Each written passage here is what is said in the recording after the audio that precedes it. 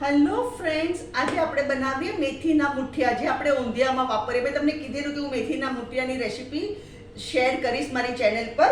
તો આજે આપણે બનાવીએ મેથીના મુઠિયા. એના માટે મેં શું કર્યું છે, એક મોટો વાડકો આ મેથીની ભાજી આવી રીતે સમારેલી છે, સુધારેલી છે. એમાં આપણે શું કરવાનું, મીઠું નાખવાનું. હું તમને કહું છું, ચણાના લોટનું ભાગનું મીઠું બી હું નાખી દઉં છું. આપણે મીઠું નાખ્યું, મેં અહીંયા 1 ટીસ્પૂન ભરીને મીઠું નાખ્યું. સાકર નાખવાની 1 2 3 4 5 6 અને 6 ઉપર થોડી. આ મારી ચમચી છે, આ ચમચી મેં 6 ચમચી ઉપર થોડી નાખી. ઓકે, બીજું નાખવાનું આપણે ધાણા જીરું પાવડર. આ મારી નાની ચમચી છે, 1/2 ટીસ્પૂન. આ 1/2 ટીસ્પૂન નથી, નાની ચમચી છે 1/2. લાલ મરચું બી 1/2. હલ્દી પાવડર એ 1/2. અને સોડા તો ખાસ નાખજો જ, નહીં તો બરાબર નહીં થાય. સોડા આપણે નાખીએ. આ ચમચી છે, મેં આ 1/2 ચમચ નાખી છે. આવી નાની ચમચી છે. હવે હું થોડુંક પાણી લઉં છું, એકદમ ચપટીક, અને આના પર નાખું છું અને આ બધું મિક્સ કરી દઉં છું.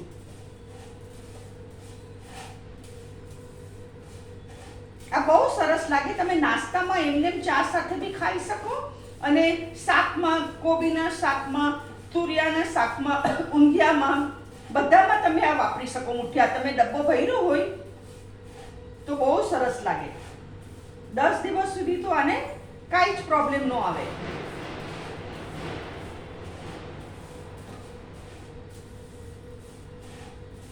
આ નાખ્યું. હવે અહીંયા મેં શું કર્યું છે, મારી નાની વાડકી છે, આ મેં 4 વાડકો ચણાનો લોટ લીધો છે. આ 4 વાડકો બધો આમાં નાખી દઉં છું. આટલો લોટ તો જોશે જ.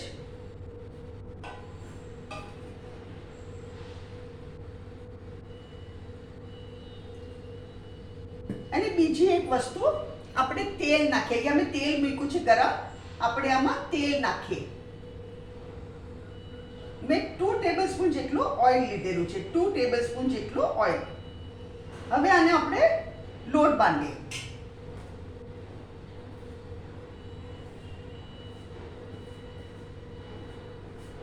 પાણી જેમ જોવે એવી રીતે નાખવાનું.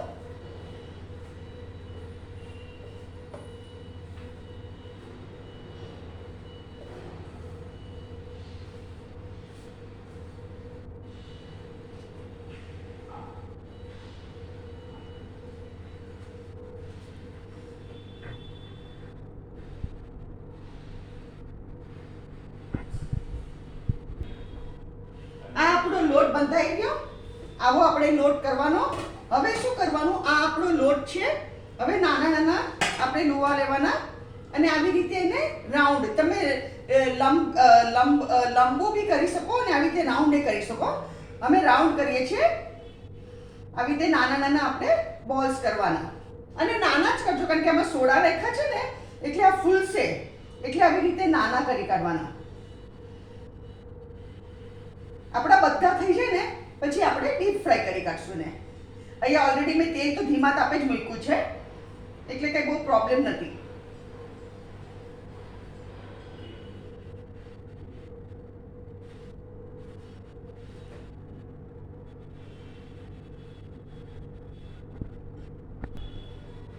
આ આપણા બધા મુઠિયા તલાઈ વાળી દીધા છે આપણે.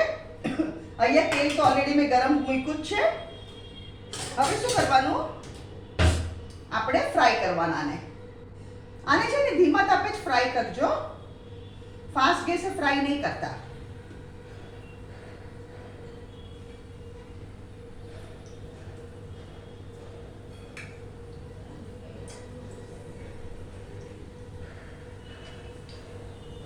આ બહુ સરસ લાગે. તમે છે ને એમને નાસ્તામાં ચા સાથે બી ખાઈ શકો, કાં પછી કોબી મુઠિયા, તુરિયા મુઠિયા, ઊંધિયું. આપણે ઊંધિયામાં તો ખાસ જોવે જ છે મુઠિયાનું. અને બહાર કરતાં બહુ રિઝનેબલ પડે, અને બહાર એવી સુગંધ નથી હોતી મુઠિયાની. આપણે ઘરમાં સરસ સુગંધ આવે મેથીની. બહાર એ લોકો મેથી જ નથી નાખતા. રેડીમેડ લઈ આવો ને તો એમાં મેથી જ નથી હોતી.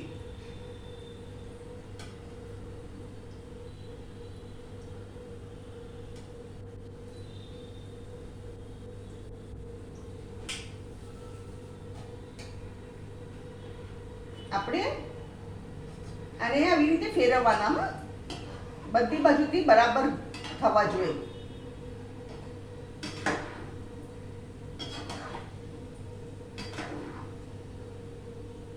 આ તમે બનાવો અને 10 દિવસ સુધી તો આને કઈ પ્રોબ્લેમ આવે જ નહીં. તમે એમને ભરી રાખો ને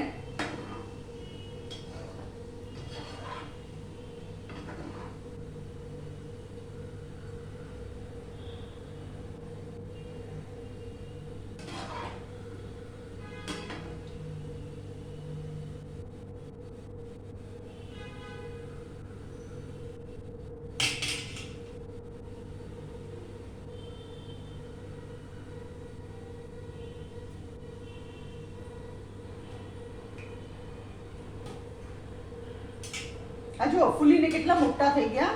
આપણે નાના નાના કરેલા અને એકદમ મોટા થઈ ગયા.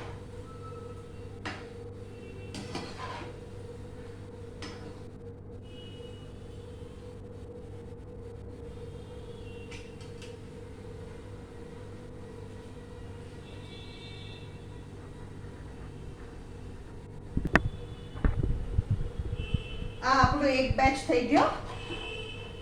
આને કાઢી લઉં છું. જો આવા કલરના આપણા મુઠિયા થવા જોઈએ. It is dark colour.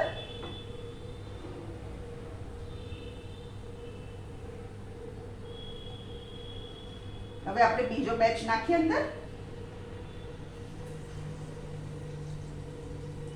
આખા ઘરમાં મસ્ત સુગંધ આવે છે મુઠિયાની. તમે મુઠિયા બનાવશો તો બધા ચિલ્ડ્રન તમારી આજુબાજુ આવી જશે.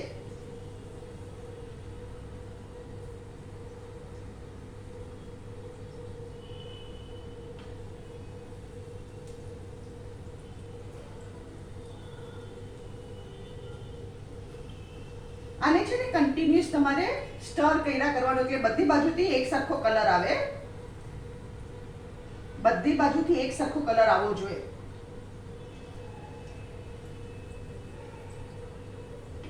અને તેલ ઠંડુ પડી જાય તો થોડી વાર ગેસ ફાસ્ટ કરાય. તેલ ઠંડુ પડી જાય તો આપણે ફાસ્ટ ગેસે કરાય.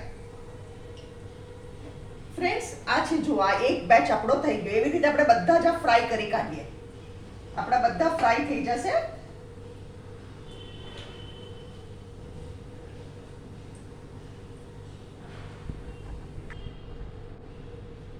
ફ્રેન્ડ્સ, આ આપણા બધા જ મુઠિયા ફ્રાય થઈ ગયા. અહીંયા બધા જ મુઠિયા ફ્રાય થઈ ગયા છે આપણા. હવે શું કરવાનું, આપણે એક કન્ટેનર લેવાનું.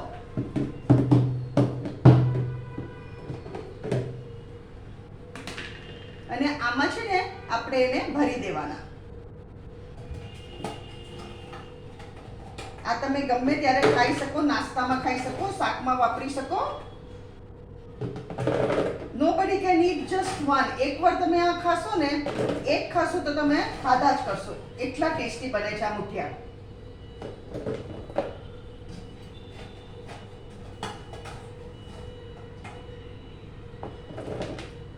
અને ઠંડો થાય ને પછી જ આપણે બોક્સ બંધ કરવાનો. ગરમ ગરમ બોક્સ નહીં બંધ કરતા.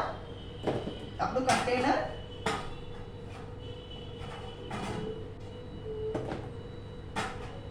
ફ્રેન્ડ્સ, આ છે આજની આપણી રેસીપી મેથીના મુઠિયા. અગર તમને મારી રેસીપી પસંદ આવે તો કમેન્ટમાં જરૂરથી લખો. તમે બી જરૂરથી બનાવો. મારી ચેનલને જરૂરથી સબસ્ક્રાઇબ કરો અને મારી વિડીયોને લાઈક કરો, શેર કરો.